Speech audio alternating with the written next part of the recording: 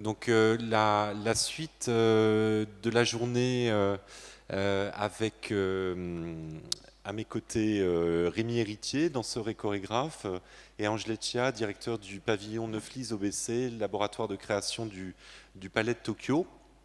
Je vais vous dire quelques mots auparavant sur l'aventure qu'on a menée ensemble. Je voudrais remercier aussi Christian Merliot, qui n'est pas ici sur le plateau, mais qui est coordinateur aussi du pavillon du Palais de Tokyo et qui a œuvré aussi à la réalisation de ce projet-là. Ici, sur le grand plateau, ce soir, vous verrez ce qu'on a nommé une time-based exhibition, avec l'idée pendant 1 heure ce soir à 22 heures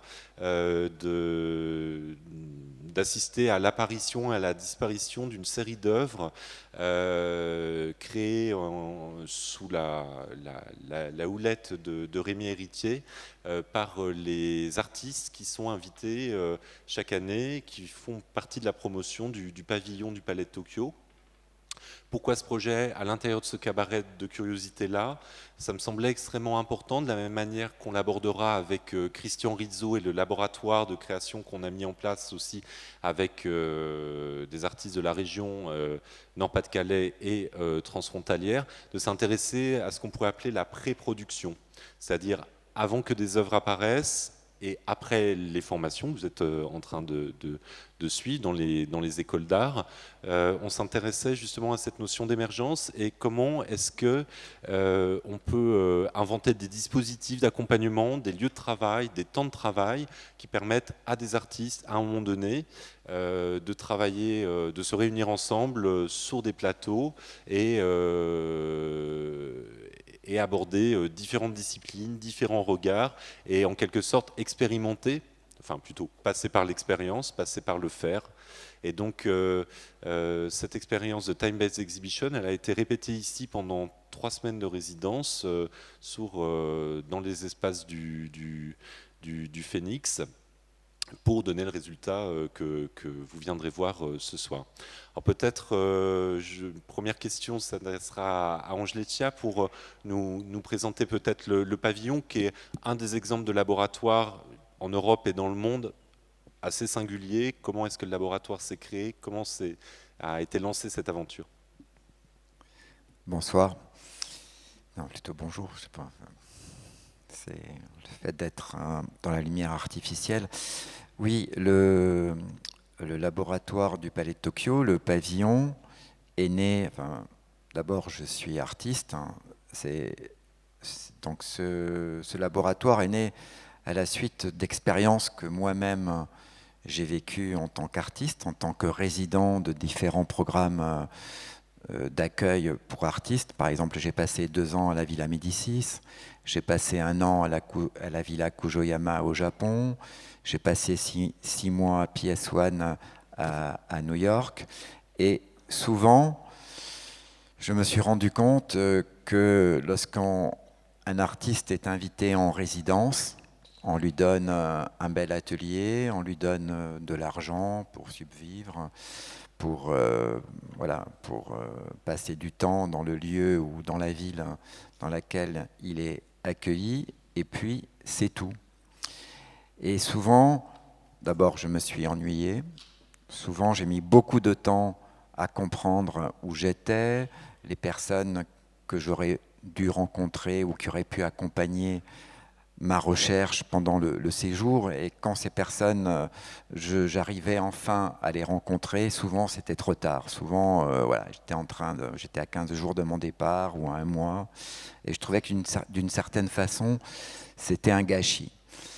Et lorsqu'en 2000, le ministère de la Culture a pensé réouvrir le Palais de Tokyo, à faire un centre d'art pour jeunes artistes, ils m'ont demandé de leur faire des propositions par rapport à la présence d'artistes à l'intérieur de ce lieu.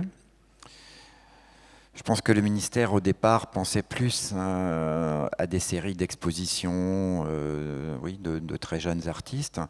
Et moi, je leur ai proposé ce projet de résidence, mais de résidence accompagner. C'est-à-dire que je recrute, enfin on recrute, parce que bien sûr il y a un jury, des jeunes artistes qui sont sortis de l'école peut-être depuis 3 ou 4 ans, enfin qui ont déjà commencé à mettre un pied dans le monde ou dans un engagement professionnel. Et je disais, on recrute ces artistes entre 6 mois et 1 an à l'avance, de manière à étudier leurs problématiques, à étudier un petit peu leur champ de réflexion. Et lorsqu'on les accueille, on met en place un champ d'exercice, un champ d'expérience, de projets qu'ils vont partager à plusieurs. Et ces projets vont être multiples. Enfin, ce qui nous intéresse aussi au pavillon, c'est toutes les périphéries qui amènent au champ des arts plastiques. Tout ce qui est autour. Et je pense que les arts plastiques se génèrent ou se régénèrent beaucoup de tous ces satellites qui sont autour, notamment comme la danse, le théâtre, bien sûr le cinéma, l'architecture. Et voilà, et de confronter nos artistes à de vraies expériences. Merci Romaric de nous avoir invités justement pour pouvoir construire un vrai projet avec Rémi dans un vrai théâtre. Voilà, et je crois que ce temps passé pour les artistes du pavillon, par exemple, Rémi en parlera mieux que moi, à construire ce vrai projet dans un vrai théâtre avec des problématiques qui sont liées à cette structure et peut-être qu'ils ne rencontreront plus jamais ce genre de propositions dans leur vie d'artiste, mais en même temps, ça leur permet d'acquérir une expérience, ça leur permet de construire même par rapport à leur propre pratique une réflexion, une ouverture qui n'auront peut-être plus jamais. Je continue puisque je parle encore un peu du pavillon. Par exemple, on a accueilli en 2001, c'était la première promotion, Joey Apichapong, Vera Sektakul, qui a eu d'ailleurs la Palme d'Or après à Cannes il y a 3 ans avec son film Uncle Boom. C'était un artiste qui faisait de la vidéo et lorsqu'il est venu au pavillon, au bout d'un moment, la problématique du cinéma s'est posée parce qu'on avait fait un workshop avec un conservateur de la Cinémathèque et voilà, il nous a dit son envie de faire du cinéma. Nous, on connaissait des producteurs, on lui a présenté un producteur qui s'est intéressé à son projet. On l'a accompagné dans ce projet, ça lui a permis de faire son premier long métrage, et ainsi de suite. Voilà, maintenant c'est devenu un cinéaste reconnu internationalement. Voilà, c'est tout simple, je vous dis, c'est vraiment accompagner des pratiques artistiques dans un processus professionnel. Bon, je me tais parce que là, vous allez vous endormir. Voilà. Après, si vous avez bien sûr des questions à poser, je suis là, on est là pour vous répondre. Alors, il y a 3 ans, en fait, il y a une première invitation qui a été faite dans le cursus, dans cet accompagnement à une personne qui venait plutôt du spectacle vivant. Donc, le premier invité, c'était Boris Charmatz. L'année dernière, c'est Philippe Ken qui a accompagné les artistes, et cette année, Rémi Héritier. Comment est né ce lien avec le spectacle vivant ? Je te dis, je viens de le dire, c'est cette envie d'être dans ces dérives, dans tous ces satellites qui tournoient et qui en même temps oxygènent la pratique des arts plastiques. Et je trouve qu'en ce moment, je sais pas, hier soir, j'ai vu le spectacle. Ça y est, je suis fatigué là. Germinal ? Non. De Gisèle Vienne. Oui, de Gisèle Vienne, qui elle aussi vient aussi des arts plastiques. Et bon, comment elle s'est maintenant ancrée dans le territoire de la performance, du théâtre. Je ne sais pas si on peut appeler ça du théâtre. Voilà, nous, cette volonté de continuer à être sur ce modèle, sur cette réoxygénation de leurs pratiques par le travail de Rémi. Et oui, après Philippe Ken et Boris, on s'est tourné, puisque Nos recrutements s'étaient faits dans cette mouvance-là, et dans chaque promotion, on a pris des artistes, un ou deux artistes qui étaient aussi dans la performance et dans les arts plastiques, et on trouvait que de continuer avec Rémi était disons, une attitude très très naturelle.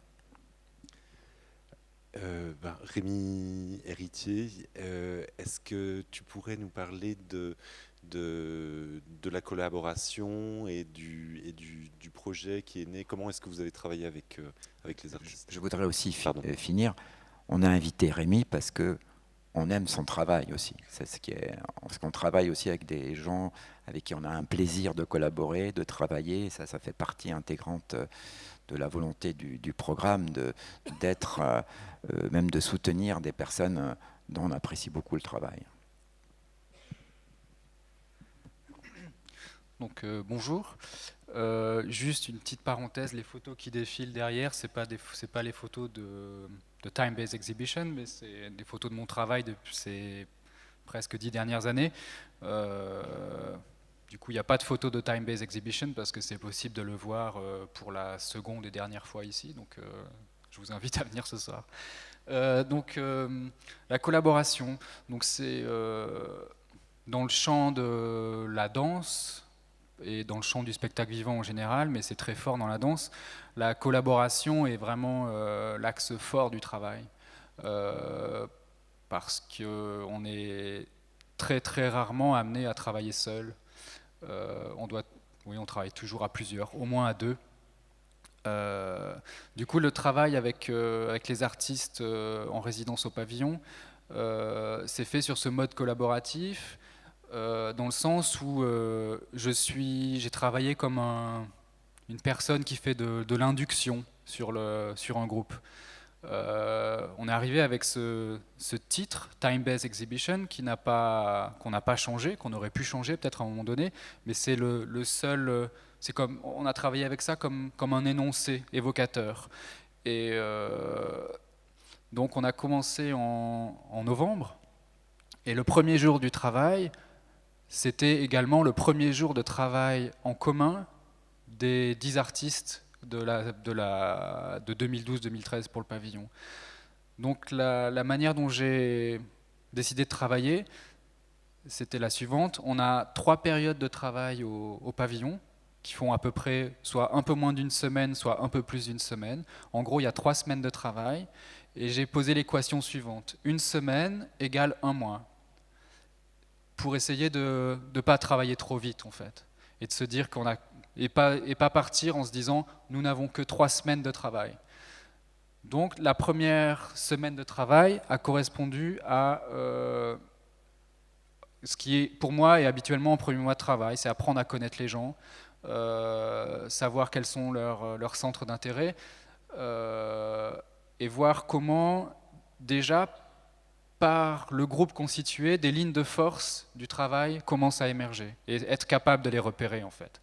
Donc cette première période de travail, ça a été ça. Et donc ça a été beaucoup de discussions et beaucoup de passages à l'acte aussi. Que chaque artiste puisse proposer, on va dire, une pratique, au mieux une pratique, ou au moins un objet qui puisse être un objet transitionnel entre chacun de nous et le projet. Voilà. À la fin de cette première session, on avait donc tout un tas d'éléments disparates. La seconde période, il a fallu faire usage de ces éléments et les creuser. Donc se dire, on a une dizaine, une vingtaine, je ne me souviens plus de propositions singulières et différentes. Comment on peut voir à l'intérieur de chacune d'elles un élément qui la lierait de manière souterraine, invisible, ou alors très formelle et visible, comment ces formes se lieraient entre elles. Mais il n'était pas question d'écriture, il n'était pas du tout question de savoir comment les agencer entre elles. Et pour ces 2 premières périodes, on a travaillé dans la salle des pédagogies, qui est une salle au 4e étage ici, qui n'est pas une salle de spectacle. Et les 2 derniers jours de cette session, on a pu travailler sur ce plateau et pouvoir faire le dernier jour un premier agencement de 4 ou 5 choses à la suite, juste pour se rendre compte de ce que ça voulait dire écrire des objets d'art, même s'ils n'étaient pas finalisés, sur un plateau, donc des objets a priori inanimés, comment on allait pouvoir les animer, les rendre protagonistes d'une situation. Puis un mois a passé, nous sommes revenus ici la semaine dernière, et là on est rentré dans le dernier mois de création, et ce dernier mois de création a consisté à finaliser tous les objets d'un point de vue technique et pratique, donc les avoir concrètement. Et puis j'ai proposé moi j'appelle ça une écriture, mais un déroulé. Telle chose pourrait arriver après telle chose pourrait apparaître pendant qu'une autre se présente. Et voilà, et on a composé de manière différente jusqu'à aboutir à une forme, la forme que vous allez voir ce soir. Et voilà. J'avais peut-être une question sur la notion d'auteur, parce que si j'ai bien compris, les jeunes artistes qui viennent au pavillon sont des auteurs. On a abordé un petit peu de loin cette question avec l'intervention de Stuart Side ce matin, entre peut-être les acteurs ou les interprètes, et puis la notion d'auteur, qui est plus présente en tout cas, ou qui n'est que présente dans le domaine des arts visuels, alors que les deux, interprètes et auteurs, peuvent être présents dans le domaine du spectacle. Comment ça se passe pour un auteur, comme toi Rémi, de pouvoir bosser avec 10 autres auteurs par rapport habituellement, j'imagine que c'est quand même plutôt 10 interprètes. Oui. Alors ça, c'est vraiment la composante principale d'un travail comme ça. Donc c'est pour ça que je reviens à la question de l'induction, en fait. C'est que j'ai voulu, depuis le début, qu'on soit effectivement 11 auteurs. C'est pas une pièce que je signe tout seul, c'est une pièce qu'on signe à 11. Mais je suis la personne qui agite le travail. Donc pendant la deuxième session de travail, justement, c'est un groupe très particulier parce que c'est un groupe qui a vraiment envie de travailler ensemble. Ils ne se connaissaient pas, mais ils ont tout de suite voulu faire tout ensemble. Du coup, moi, il a fallu que j'opère le phénomène inverse de leur dire à un moment donné, si on travaille tout le temps tous ensemble, on dilue la qualité de chacun. Donc du coup, je préférais que pour cette deuxième session de travail, on travaille les uns à côté des autres, mais qu'on ne travaille pas ensemble. Donc il y a eu la moitié de cette période-là qui a été de chacun creuser son travail personnel en le rendant disponible aux autres. C'est-à-dire faire toujours en sorte que ce n'est pas du travail autistique, mais si je travaille sur l'élaboration de ce verre, eh ben, il faut faire en sorte que les 10 autres personnes soient mises à jour, mises au courant de tout ce qui se passe le plus régulièrement possible. Et donc du coup que, un peu inconsciemment, ce que je travaille là, on le retrouve dans ce que tu vas travailler singulièrement. Et donc du coup, on commence tout de suite à créer des liens entre les choses, mais vraiment de manière invisible et très souterraine.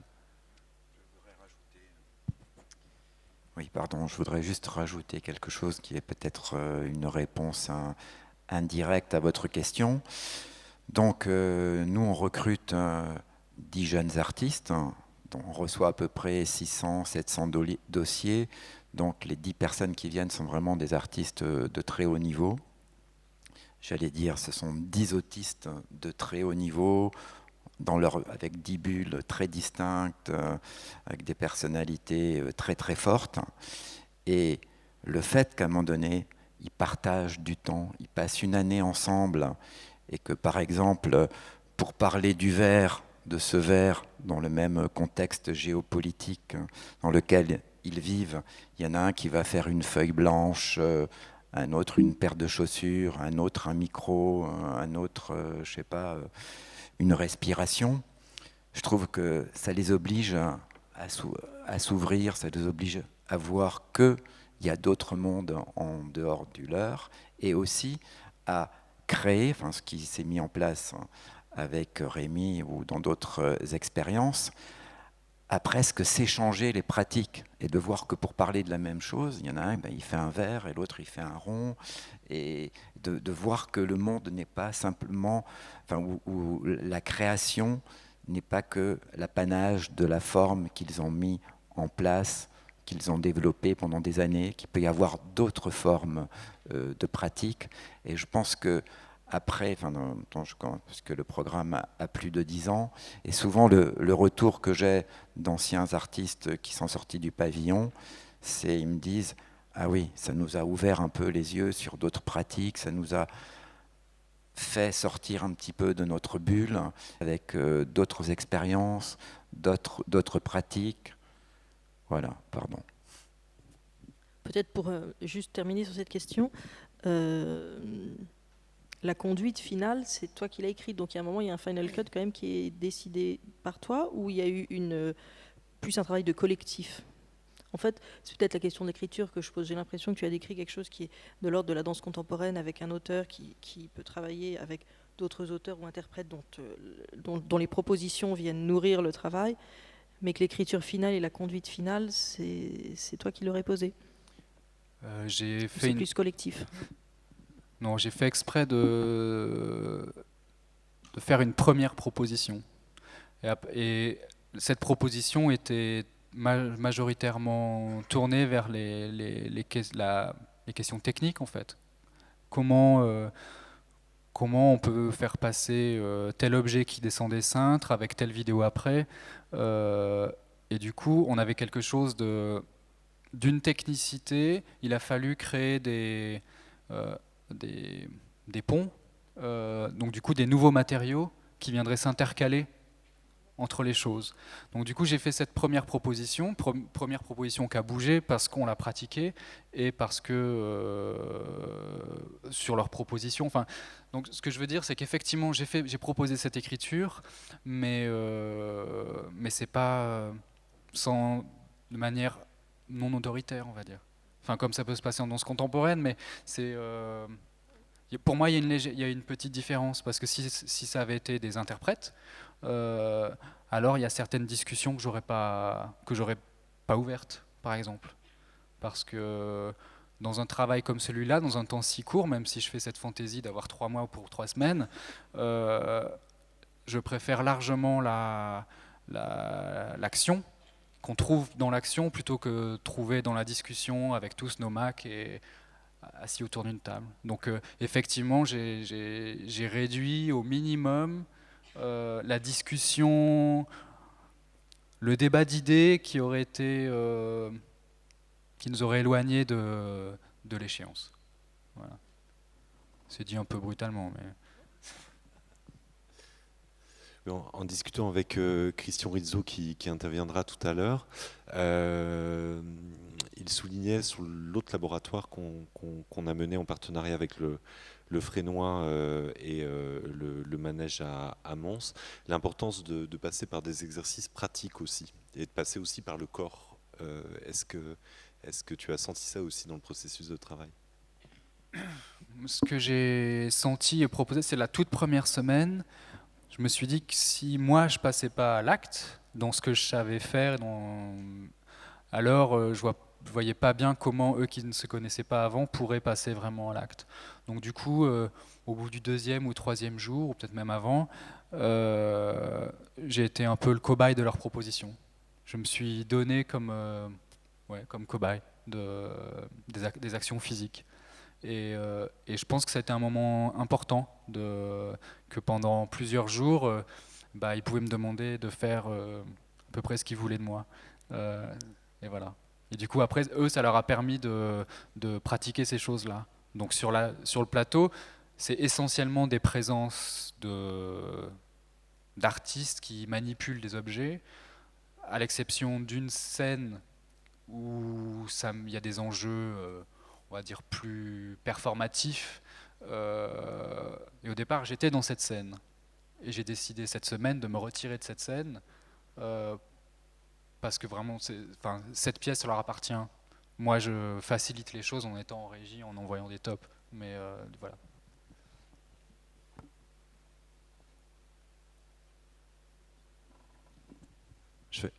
peut-être une question assez pratique aussi, mais là sur l'organisation du cursus d'une année, parce que je pense que c'est assez intéressant.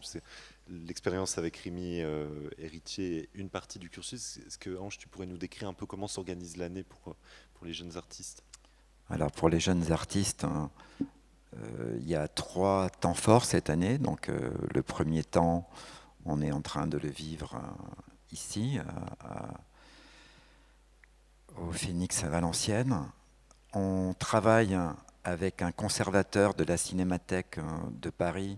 On travaille sur la mythologie du cinéma du Grand Ouest américain, notamment sur des films genre Easy Rider, Zabriskie Point, enfin, tous ces films un peu mythiques qui ont été tournés en Californie ou dans la Death Valley.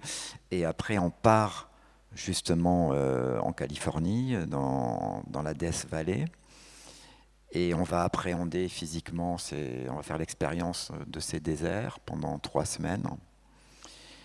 Et au retour, on va digérer tout ça, parce que on part avec des caméras, on part avec des crayons et des feuilles blanches, avec des appareils photo, avec leur corps, enfin avec voilà, tout ce qui est possible au niveau de l'enregistrement de sensations et d'émotions.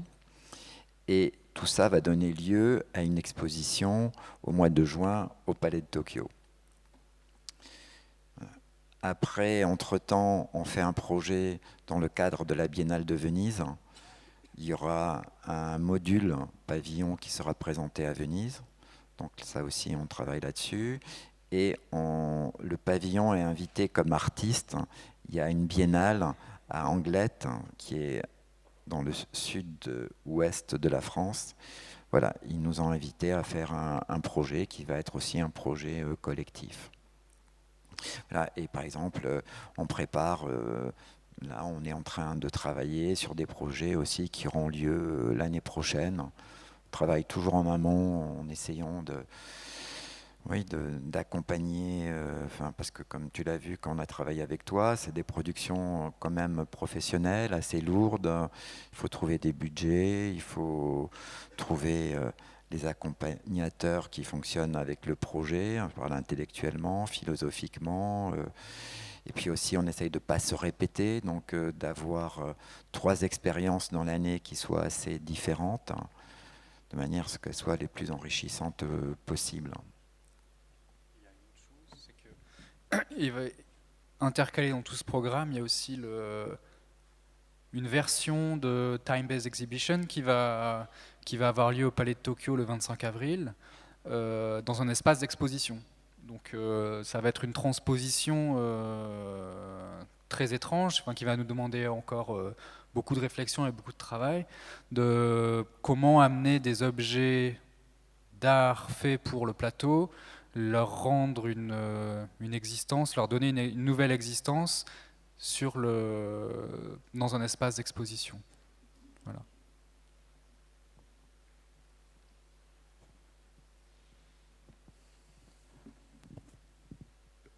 Je vous propose de passer à une série de questions avec la salle ou d'intervention. Il y a des micros qui sont disponibles de chaque côté. Levez le bras si vous voulez intervenir.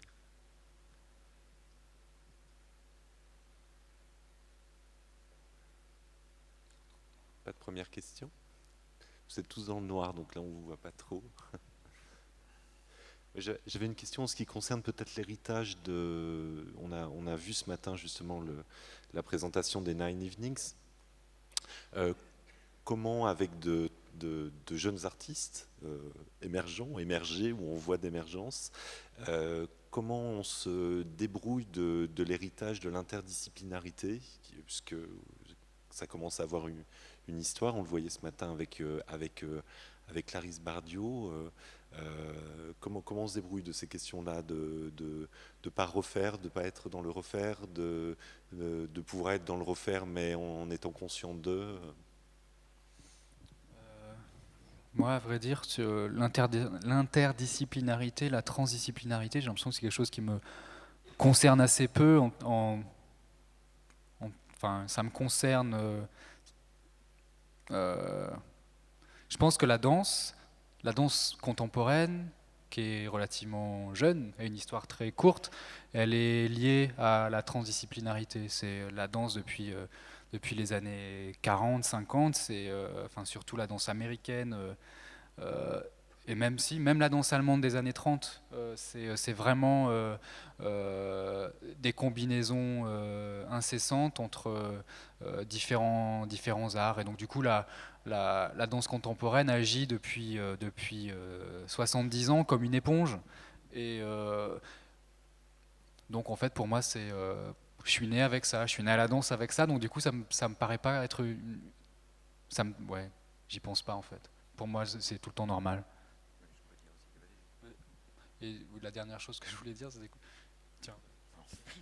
Non, moi je vois, enfin, disons, ma génération en tant qu'artiste, moi lorsque j'ai commencé, lorsqu'on allait dans une école d'art, on était soit sculpteur, soit peintre, et puis c'était, enfin, voilà, c'était sculpture, peinture, alors la photo c'était même dans d'autres écoles, le cinéma encore dans d'autres écoles. Maintenant, les jeunes artistes ne se posent plus du tout ce genre de questions. Enfin, je vois, enfin, ce qui est le propre de la création aujourd'hui, c'est qu'un même artiste, il va faire un film, il va faire une série de dessins, il va faire une sculpture, une peinture. Enfin, tout ça coexiste, existe, se nourrit, s'interconnecte. Enfin, ce n'est plus une problématique. Enfin, on se référencie plus par rapport à une technologie, mais c'est plutôt les technologies qui sont au service d'un propos artistique. Pour juste rebondir sur Nine Evenings, moi, si j'ai choisi d'aborder le premier jour de travail en présentant des films, donc les films de Barbro Schultzmann sur les Nine Evenings, et donc notamment Open Score, c'est simplement parce que je trouvais que c'était un très bon point de départ, très peu connu, hyper important de croisement de pratiques. Et du coup, surtout avec des gens qui, en 1966, étaient pour la plupart de parfaits inconnus, mondialement, mais très connus localement. Et voilà, et il se trouvait que les 10 artistes du pavillon, aucun d'entre eux n'avait connaissance des Nine Evenings. Voilà, et donc pour répondre à Clarisse ce matin sur la pièce de Yvonne Rainer, il se trouve que c'est la seule que je n'ai pas vue de la série des Nine Evenings, donc la correspondance est fortuite, ou justement a infusé lentement sans que je le sache. Mais ce que tu dis est quand même assez symptomatique, effectivement, pour rebondir à ce que vous dites, Angela Chia, oui, à l'intérieur des arts plastiques, entre les pratiques enseignées aux Beaux-Arts, la circulation est très efficiente depuis plusieurs dizaines d'années, mais entre le milieu, même on voit le milieu de la performance, qui peut être enseigné en école d'art, qui en général relève quand même du champ de ce qui est dans la lignée du body art, arrive jusqu'aux écoles d'art. Les Nine Evenings n'y arrivent pas, et c'était assez révélateur quand même de circulation qui ne se font pas encore entre des champs de pratique plus larges qui peuvent être les arts visuels et les arts vivants qui existent depuis bien sûr des décennies, mais où il y a encore des choses comme ça qui ne circulent pas, ou tout ce qui peut être de l'ordre du numérique aussi. Du coup, pour préciser, quand je disais ça ne me concerne pas vraiment la transdisciplinarité, c'est aussi parce que, on va dire, mon école de la danse, c'est spécifiquement Yvonne Rainer, Deborah Hay, Lucinda Childs. Enfin, c'est vraiment la Judson Church. Donc du coup, voilà, enfin, c'était mon apprentissage de la danse s'est fait comme ça, avec précisément ces gens-là. Donc c'est voilà, c'est là le.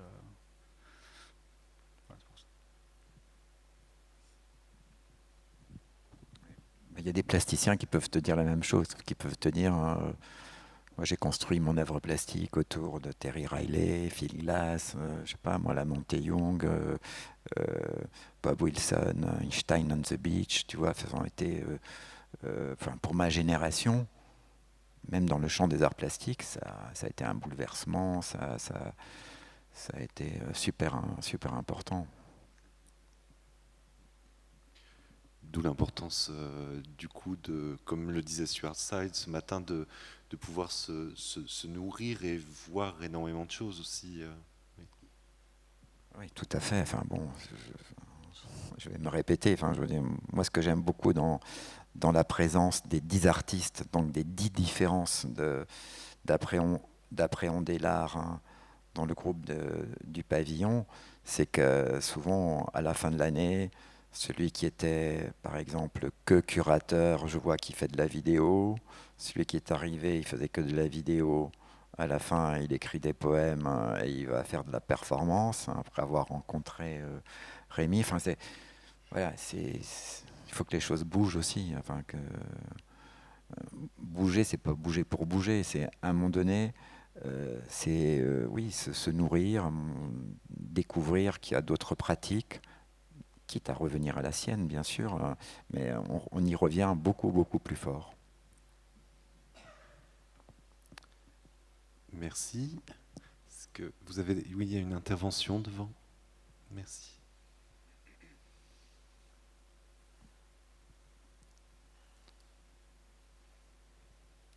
Bonjour.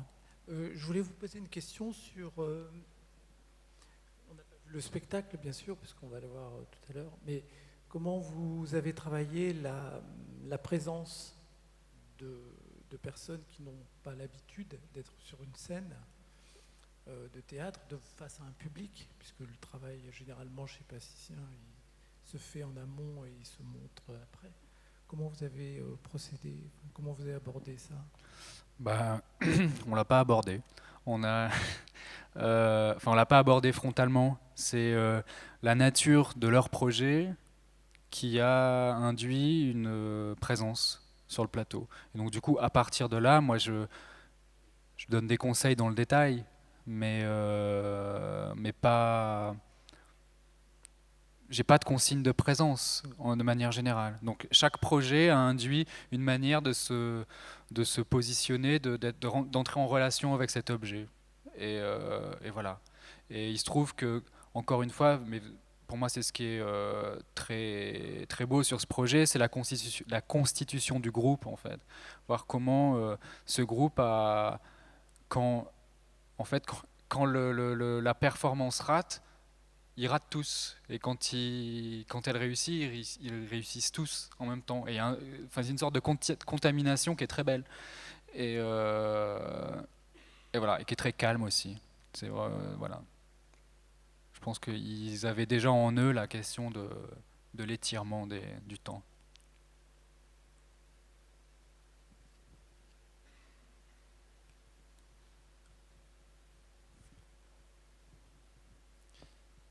D'autres questions, une intervention?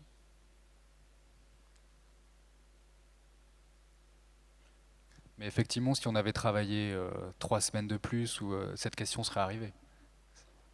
Parce que là, on est au moment... Enfin, chaque création a des courbes.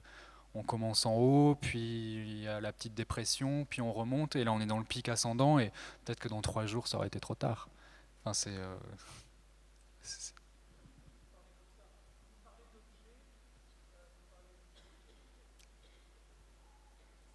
Excusez-moi, c'est enregistré.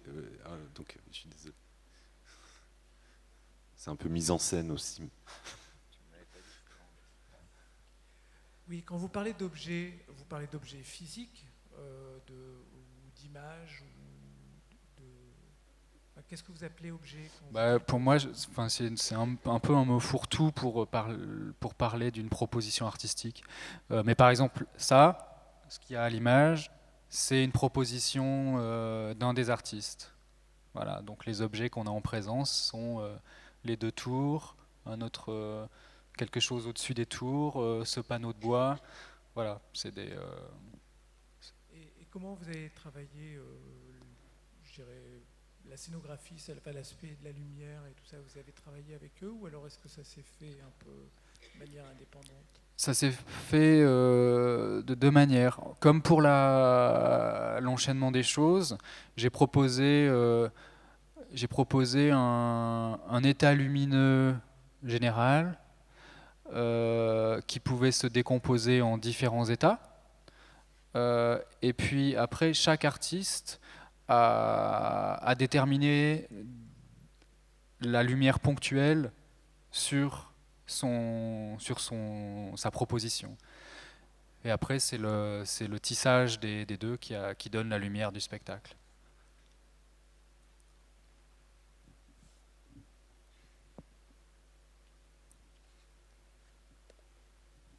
Notre intervention. Vous pouvez continuer. Là-bas. Ah,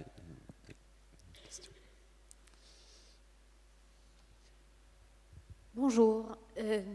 Tu as parlé de la première étape comme une étape où tu donnes vraiment le temps au groupe de se rencontrer, voilà, et pour toi aussi de savoir qui tu as en face. Et du coup, tu as donné un exemple d'une action que tu faisais, donc te prêter à leur proposition. Mais j'aimerais savoir, est-ce que tu peux parler un peu plus des choses concrètement que tu fais pendant cette période pour rencontrer les personnes? Alors, ce que j'ai fait...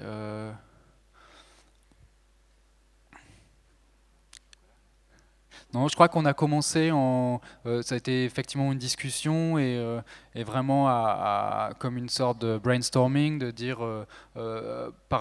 en réaction à l'énoncé time-based exhibition, qu'est-ce qu'ils proposeraient par exemple?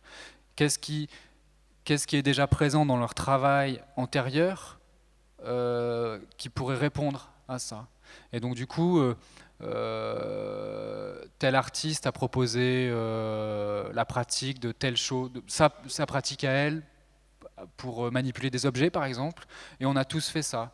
Et puis effectivement, quand on le fait tous et qu'on parle tous un anglais international, les choses se brouillent très très vite et ça devient une proposition du groupe finalement. Et du coup, à partir de là, moi ce que je leur ai proposé, donc ce deuxième ou troisième jour, c'est de rassembler les objets, alors du coup les bouteilles d'eau, les plantes, les tapis, les choses qu'on avait là-haut, et d'établir une liste de tâches que moi je pourrais faire. Donc ça c'est vraiment lié à la danse des années 60. Hein. Et donc du coup de formuler cette tâche, cette action, et comme ils en ont mis une vingtaine, que je puisse les tirer au sort, et que dans un temps déterminé, que je les réalise. Et du coup, à partir de là, c'est la première question de mettre en œuvre la question de l'interprétation, en fait. Voilà, c'était ça la première chose que j'ai mis en commun, en fait.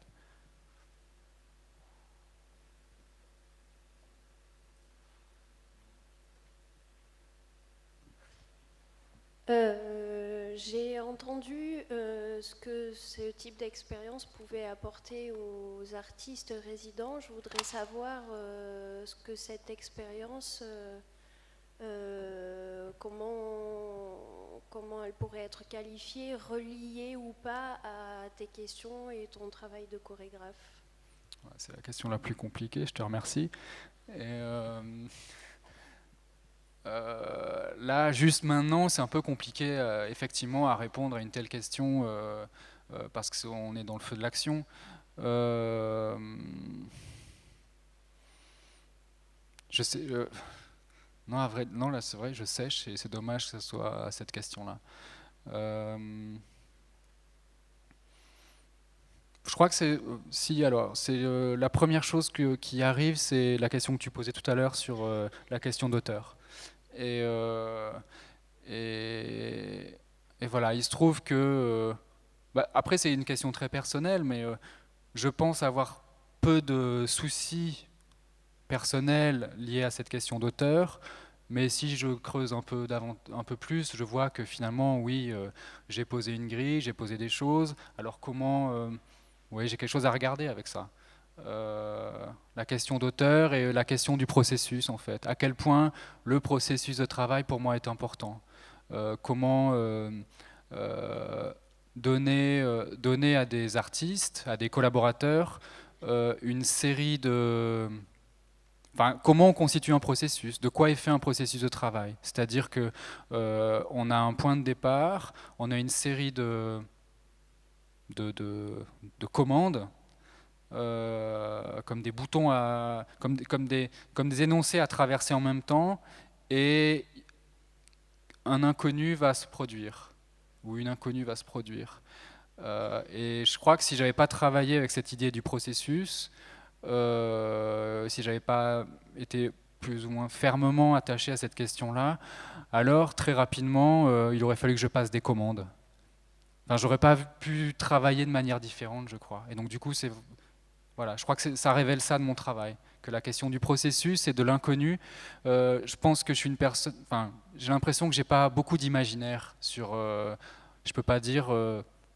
Comme certains plasticiens, avant d'avoir touché à quoi que ce soit, d'avoir passé des semaines dans mon atelier et dire ça sera ça et ça et ça, et je le fais fabriquer. J'ai besoin de me mettre au travail avec la matière pour lui laisser la possibilité d'exister autrement que ce que j'aurais pu penser. Enfin, dans mon travail en général, dès que j'ai trop pensé à une chose, de manière, dès que je l'ai constituée dans ma tête et que je veux la réaliser, c'est toujours à jeter à la poubelle. Voilà. Et ça, c'est d'autant plus intéressant, je le souligne quand même, parce qu'il y a une espèce de méthodologie de fond, en tout cas dans les écoles d'art, qui semble entendue, qu'il faut avoir énormément conceptualisé, et ensuite on fait le truc. Alors est-ce par flemme des étudiants ou des équipes enseignantes, c'est pas le moment de faire le procès de qui que ce soit, mais c'est souvent une méthodologie qui semble implicitement la bonne. Donc je pense que c'est intéressant de rappeler que ça fonctionne parfois, heureusement, et heureusement pas toujours.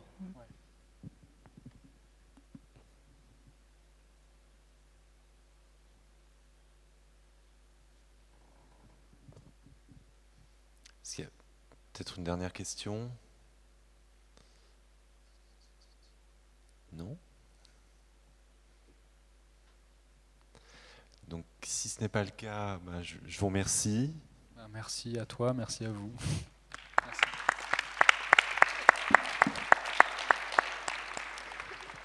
Donc, ce soir à 22h, Time-Based Exhibition. Voilà, je pense que ça vaut le détour. Et entre parenthèses, je dis, on a choisi aussi avec Rémi et Ange le fait que ça se passe ici, là, sur le grand plateau où vous êtes, parce que je crois que c'est assez rare d'accueillir des démarches d'expérience ou d'expérimentation. Et je crois que c'est quand même notre rôle premier, conjointement, de pouvoir faire en sorte que ça existe. En tout cas, on est très heureux que ça se passe ici à Valenciennes. Voilà, si vous ratez le spectacle ce soir, séance de rattrapage en version exposition au pavillon. C'est pas une séance de rattrapage, c'est une autre séance. Donc, une autre séance, là, c'est la dernière ce soir. Il faut que vous soyez tous là. Voilà.